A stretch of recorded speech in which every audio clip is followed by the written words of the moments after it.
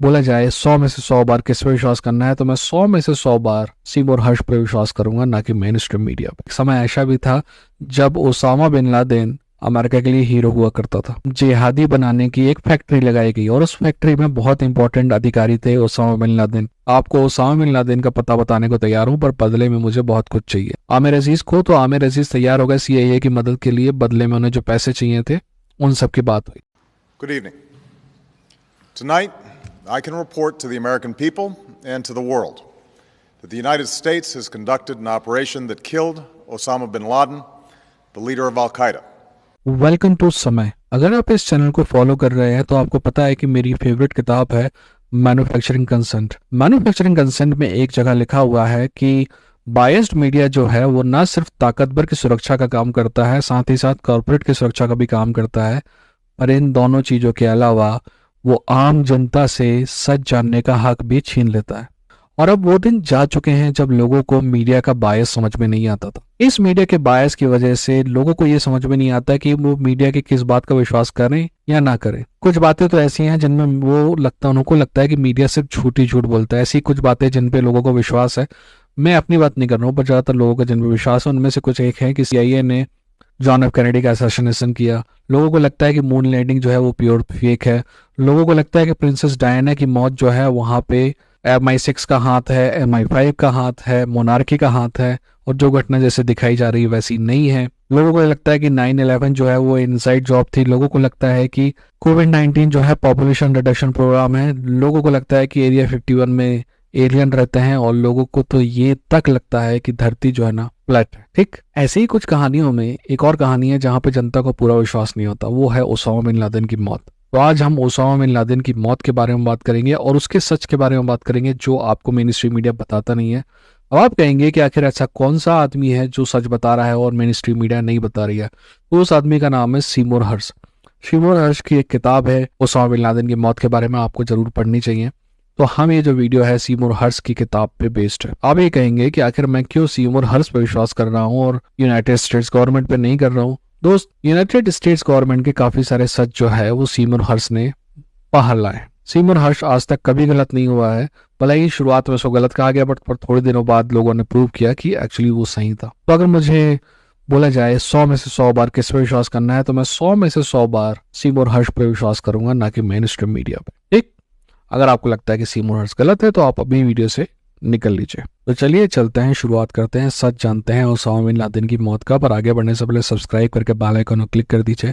मेरा वादा है कि आप इस डिसीजन पर पछताएंगे नहीं। देखिए, ओसामा बिन लादेन की जब बात करेंगे तो उसकी मौत से पहले थोड़ा पहले जाएंगे, जब ओसामा बिन लादेन दुनिया के सामने आया। ओसामा बिन लादेन हमेशा से अमेरिका के लिए विलेन नहीं हुआ करता था। एक समय ऐसा भी था जब ओसामा बिन लादेन अमेरिका के लिए हीरो हुआ करता था। एक समय ऐसा भी था जब ओसामा बिन लादेन और अमेरिका एक साथ काम कर रहे थे।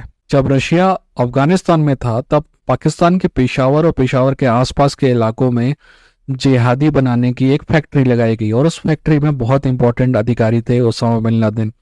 और वो फैक्ट्री किसने लगाई थी? वो फैक्ट्री लगाई थी यूनाइटेड स्टेट्स ऑफ अमेरिका ने। यहाँ तक इस बात के सबूत मिलते हैं कि उन जिहादी स्कूलों में, उन जिहादी मदरसाज में जो किताबें यूज होती थी ना, वो अमेरिका से छप के आती थी, क्योंकि पाकिस्तान के अंदर जो प्रिंटिंग प्रेस थी उनकी इतनी कैपेसिटी नहीं थी कि इतना सारा जहर वो छाप सके। और इस फैक्ट्री में अमेरिका को ओसामा बिन लादेन जैसे रेडिकल लोगों की जरूरत थी। पर जब रशिया अफगानिस्तान से चला गया और फिर उसके थोड़े साल बाद रशिया सोवियत संघ जो है वो मैप से ही हट गया और सिर्फ रशिया रह गया, तो इन सब लोगों का कोई यूज नहीं था अमेरिका के लिए, तो उन्होंने छोड़ दिया इनको। ओसामा बिन लादेन नहीं बदला, अमेरिका ने ओसामा बिन लादेन को हायर किया था क्योंकि वो एक रेडिकल जिहादी था। वो रेडिकल जिहादी ही रहा, अमेरिका बदल गया। और रशिया के चले जाने के बाद और सोवियत संघ के खत्म होने के बाद ओसामा बिन लादेन को भी तो कोई विलन चाहिए था ना, कोई ग्रेट सेटन चाहिए था। तो भाई उन्होंने अमेरिका का चुनाव कर लिया, और अमेरिका को भी तो कोई विलन चाहिए था जिसको दिखा के वो अपनी जनता को डरा के उनसे कभी वोट ले सके और कभी पैसा ले सके। तो उन्होंने भी ओसामा बिन लादेन को चुन लिया। Match made in hell.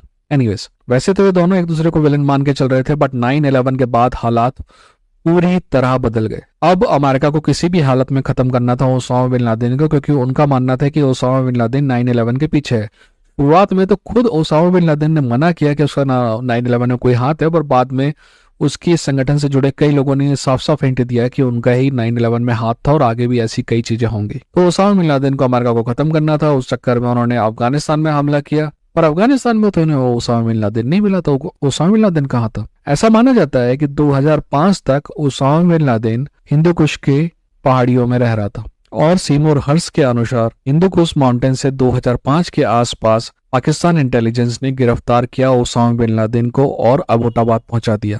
Abbottabad बहुत बड़ा कंटोनमेंट एरिया है पाकिस्तान में, जहां आर्मी ऑफिसर्स रहते हैं और आर्मी की बहुत बड़ी पहुंच है वहां पे। अब आप सोचेंगे कि आखिर क्यों पाकिस्तान ने गिरफ्तार किया और एक प्रकार से नजरबंद किया ओसामा बिन लादेन को, ना तो अमेरिका को सौंपा ना ही खुद खत्म किया? इसके आंसर बहुत सिंपल है।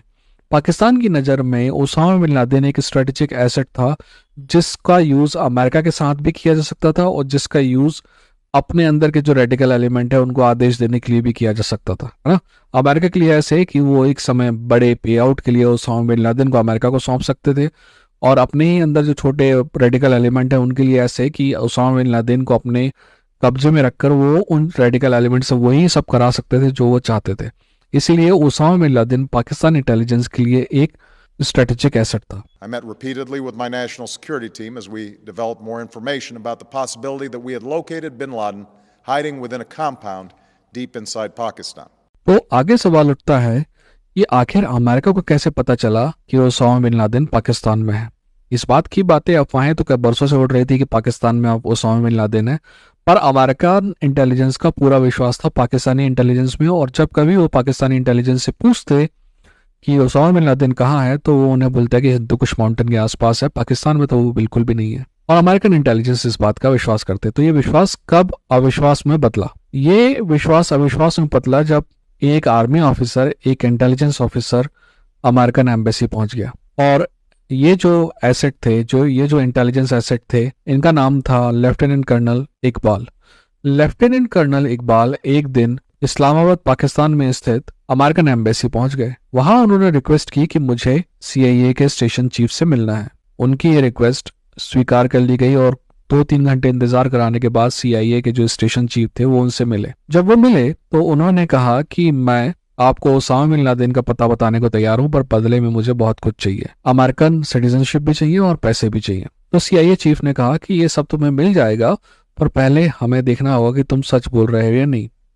तो फिर लेफ्टिनेंट कर्नल इकबाल ने उन्हें बताया कि एक्चुअली पाकिस्तान में ही मौजूद है ओसामा बिन लादेन और वो उन्हें बता सकता है कि वो कहाँ पे है। इसके बाद भी विश्वास नहीं हो रहा था CIA चीफ को, जो कि इस्लामाबाद में था, क्योंकि वो बहुत दिनों से पाकिस्तान इंटेलिजेंस पे विश्वास करके बैठा था कि पाकिस्तान में तो ओसामा बिन लादेन नहीं है। तो लेफ्टिनेंट कर्नल की सच्चाई जानने के लिए उन्होंने लेफ्टिनेंट कर्नल इकबाल का एक लाई डिटेक्टर टेस्ट करवाया। लाई डिटेक्टर टेस्ट में ये निकला कि एक्चुअली लेफ्टिनेंट कर्नल इकबाल जो है वो सच बोल रहे हैं, पर इतने से ही भरोसा नहीं हुआ। उसके बाद लेफ्टिनेंट कर्नल इकबाल ने बताया कि ओसामा बिन लादेन को अबोटाबाद में रखा गया है, एक कंपाउंड में रखा गया है, और उस कंपाउंड की भी उन्होंने खबर बताई।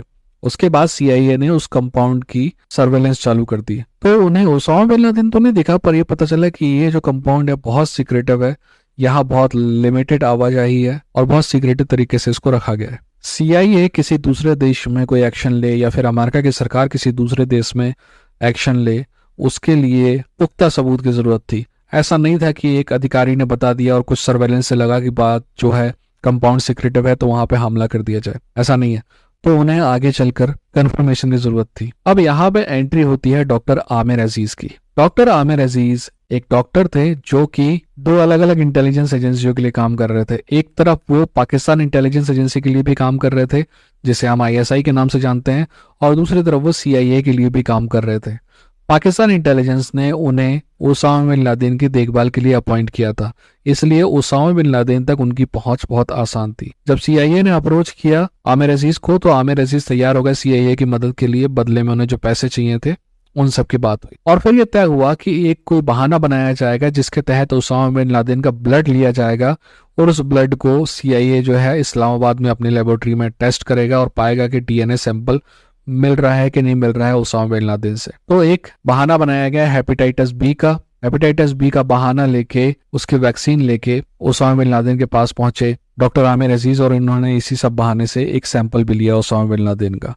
और ओसामा बिन लादेन का जो सैंपल दिया गया उसको बाद में जब उन्होंने CIA को सौंपा तो कुछ दिनों बाद रिपोर्ट आई कि भाई ये ओसामा बिन लादेन ही है। तो यहाँ पे CIA को 100% श्योरिटी हो गई कि उस कंपाउंड के अंदर ओसामा बिन लादेन है। CIA जो है अपने एसेट का बहुत ध्यान रख रही थी। उनको पता था कि ये खबर जब बाहर आएगी और जब इसके लिए counter intelligence Pakistan intelligence agency चलाएगी काउंटर इंटेलिजेंस ऑपरेशन, तो उनको पता चल जाएगा कि भाई ओसामा बिन लादेन के बॉस कौन थे, किसने उसका ब्लड लिया, ये सारी चीज़ें।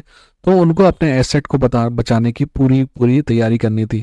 उनके दो खबरी जो थे, पहला तो लेफ्टिनेंट कर्नल इकबाल थे, उनके साथ तय हुआ कि उन्हें पैसा देके अमेरिकन सिटीजनशिप दे दी जाएगी। वहीं आमिर अजीज को भी सेम ऑफर दिया गया, पर आमिर अजीज पाकिस्तान में ही बने रहना चाहते थे। तो अब CIA के सामने प्रॉब्लम आ गई, क्योंकि आमिर अजीज ने ही ब्लड लिया था ओसामा बिन लादेन का, इसलिए शक जो है पहला ओसामा बिन लादेन का के ऊपर जो मौत है उसका शक जो है वो आमिर अजीज पे ही जाता कि इसी ने बताया होगा।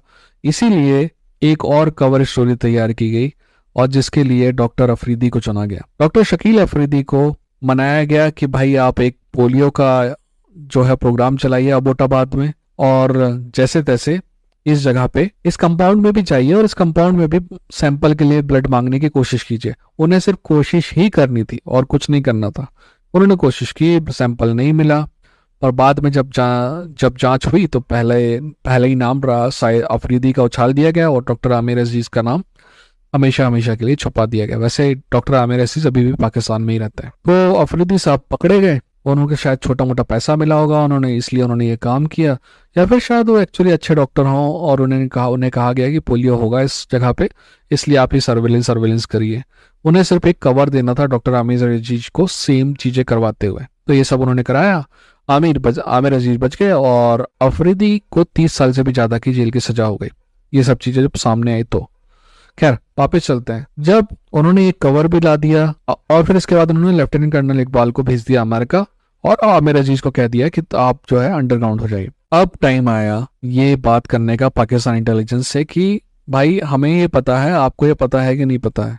इसके लिए जनरल कियानी जो उस समय के चीफ थे और पाकिस्तान आर्मी के, उनको और शुजा पाशा जो कि ISI के चीफ थे, दोनों को वाशिंगटन DC बुलाया गया और वाशिंगटन DC बुला के उनको बता दिया गया, इस ऑपरेशन होने से काफी पहले उनसे बुलाया गया और उनसे पूछा गया एक बार फिर उनको चांस देते हुए कि भाई तुमको क्या लगता है कि ओसामा बिन लादेन कहाँ पे है।